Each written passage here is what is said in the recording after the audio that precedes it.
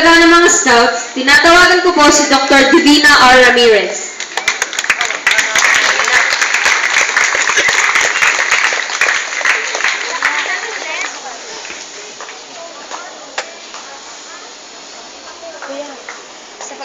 Bigkasin natin ang inyong palata sa pagtatalaga.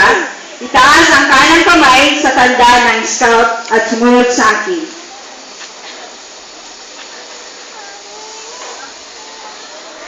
Ako si bilang scout ng Quezon City Council, Boy Scouts of the Philippines, Girl Scouts of the Philippines,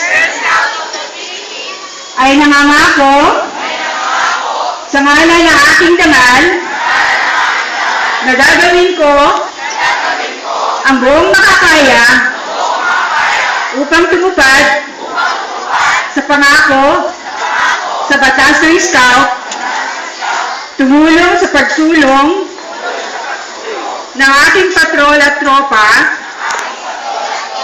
gumawa ng kabutihan araw-araw, at sisikapin kong mamuhay na isang tunay na scout sa isip, sa salita, at sa gawa.